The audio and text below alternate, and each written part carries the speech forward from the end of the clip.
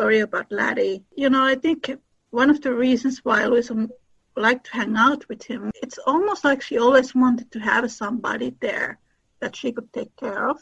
Was it then her sister, or when she worked in the war as a nurse? And then there was Laddie, and she took care of him because he had tuberculosis. You can see that Louisa always had this very maternal side, that she liked to take care of people and her parents later on. And then Jo is very much the same. And we just recently talked about this with some fans on Discord, that in the 1994 film you can see this maternal side of Jo.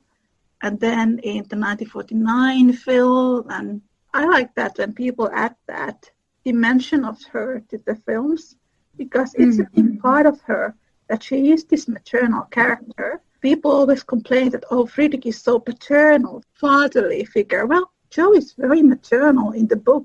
Of course, she would like to be with somebody who is fatherly character and loves children as much as Jo does. Yeah. And it's surprising that people would think that. I remember someone said, even if a person doesn't like kids, see how they react to them, because it tells you so much of their character. And even if someone who doesn't like kids is still good with kids, that says a lot. But if you're someone that is like, get away from me, kids, like that's not a good judge of character. That's not a good sign.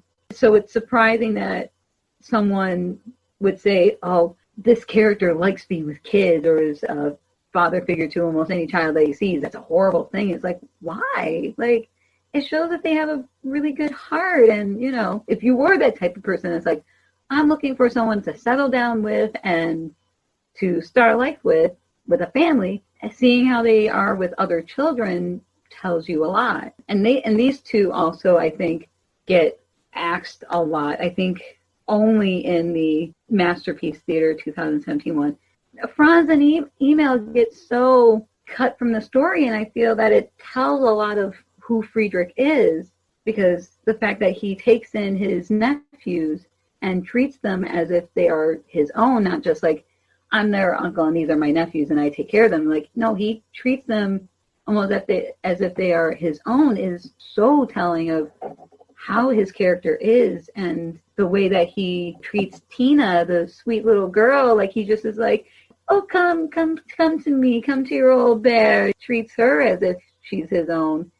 Is what impresses, I think, Jo a lot, is just how good he is with kids. And I think, like you said, that it touches that sort of maternal part of her who loves being with kids, loves to take care of people, as we have seen with Beth. Beth is pretty much, I feel almost like she was, if she could, she would have been like her surrogate mom. It kind of reminds me, their relationship, of that one scene in Mermaids with Winona Ryder and Christina Ricci, where she says, when you came home from the hospital, I tried to get you to call me mom. I feel like that would have been very much Jo and Beth's relationship.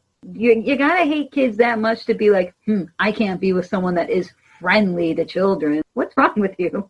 One of the things that I liked about Friedrich, when he comes to court, Jo, how he spends time with her niece and nephew. Then there's that scene with the chocolate. Mm-hmm. I always thought that was so sweet. In Jo's Boys, I think that's really one of the best ones, when you can see how Friedrich and Jo reacts with their sons and their teenagers.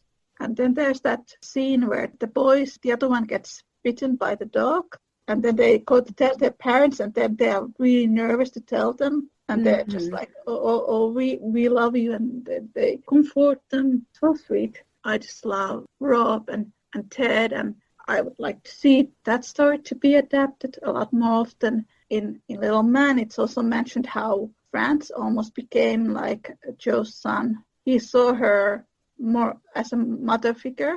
They were very close. So Franz was Friedrich's oldest nephew. I mean, it tells a lot about a character, that he comes to this new country to take care of his sister, and then adopts her two sons when she dies. It tells everything about Friedrich's character, how great he is.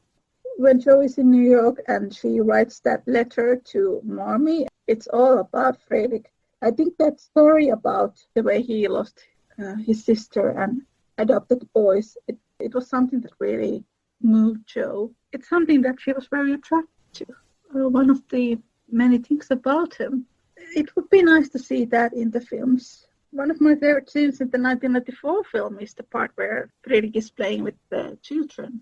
And I like that also in the 2017 series. And another moment, and it just kind of hit me, and I have my copy of my book right next to me just to double check. But in some of the other movies, they sort of switch it to be an adult. But in the 2017 film and in the book, the first time Joe sees Professor Bear is when a little servant girl is carrying this bucket of coal.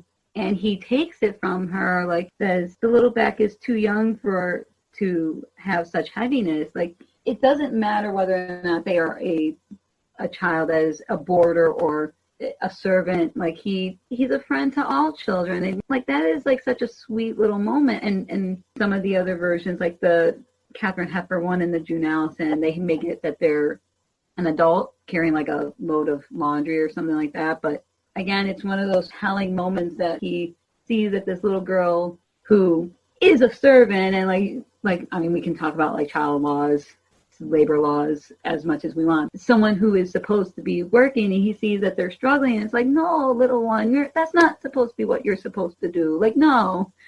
Even though other people would have been like, that's her job. So what if she's 10? She's supposed to carry that bucket of coal. Like, he is just like, but she's 10. She shouldn't be carrying a bucket of... Again, that's a very telling, just like how, not only how good he is with children, but just the fact that he recognizes that I don't care if it's your job. Like, you as a person should not be carrying that. That's not supposed to be your job. An adult should be really doing your job, honestly. But as far as I can recall, the Masterpiece Theater one, the 2017 adaptation, was faithful to the book in that regard. Yeah, it was a really nice scene, and I really wish they would have developed Fritz a lot more in that series, because they were doing a really good job with that little time that they had, except the part of him shouting at her about the writing. Other than that, it was pretty decent. Yeah. It was written by Joe and Laurie Shipper. There it goes. Yeah, I think the closest we get to the proper approach of the sort of Daily Volcano is, and it's weird for me to say it even though I know that this is supposed to be a sort of remake of the earlier version, but really I think the June Allison one does it best, because it comes across more of, instead of Friedrich being disappointed, he's more questioning, like, I'm surprised because you don't seem to be the type of person to write those kinds of characters, and Joe admitting, like, I know they're not the greatest, but they help get money in, and I've been having a hard time with publishing what it is that I want to publish, and it becoming more of a discussion of, you are a good writer, I know you are, but stick with what makes you feel good about writing, rather than trying to kowtow to what these people want. And I wish that, again, if I had my version, I would make that a very clear distinction of the difference that Friedrich has of sensationalism versus Joe writing for it, because like, he knows that she is writing it, but for the sake of money, and he's like, I totally get where you're coming from, because I know that you are doing it in the same way as I would for money. But most versions will play it like, oh, I thought you were better than that, and this makes me think a little less of you, or whatever, and like Joe taking it as like a hard blow. But like, she seeks out his advice in writing, and he gives it. It's not the Daily Volcano stuff that she hands him, because she's not proud of that work, really. But in general, her regular writing, he likes, and he gives constructive criticism, but he's never mean to her about it. He's more upset of what the Daily Volcano represents.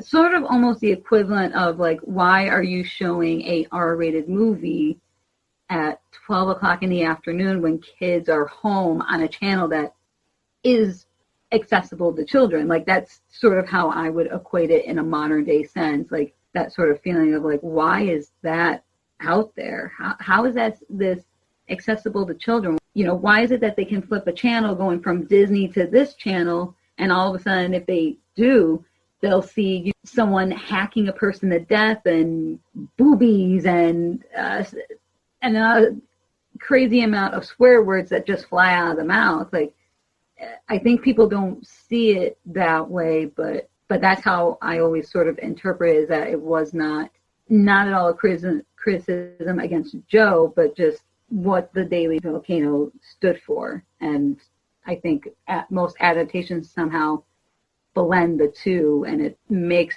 Friedrich not look the greatest when it's such a shame. Yeah, it's really sad because I think a lot of people use that against him, but then it's not in the book. And it's so annoying. I get this a lot from Joe and Laurie fans. Well, Friedrich hated Joe's writing. It doesn't happen in the book. And then in the book, it's actually Laurie who doesn't really... It's not that he's against of Joe writing, but when he proposes, he expects that Joe is going to stop writing and be sort of this mother figure wife for him. That's no good. And in the 1949 film, I think it's very subtle. There is a scene where Laurie sort of doesn't understand why Joe wants to work. So it's a nice comparison to that Joe and Friedrich scene. Not only does he give him the feedback, but also inspires her to become a better writer. In the 49 version, like you said, she's like, oh, like, I need it for the money. He's like, well, I've got plenty of that. So, like, and he's still so confused. And it's like, it's not just the money. It helps, but it's her creative outlet. And like you said, it's very subtle, but like it does point out that he doesn't get it, that just because it doesn't offer something that can't already be had. To him, he thinks, well, I can give you the money, so you don't have to worry about writing. Like, he doesn't realize that that's like a passion. I think that's also reflected to the way Laurie views his music, because he always speaks about how he's going to compose this great opera, but then he doesn't really do the work. Yeah. Thank you for listening. To listen to the full episode, Joe's Desire to Become a Mother, link is in the description. You can listen Little Woman podcast on Spotify, iHeartRadio, and other major podcast platforms. If you would like to get updated every time when new episodes appear, you can join the newsletter at littlewomanchannel.substack.com. Take care and make good choices. Bye!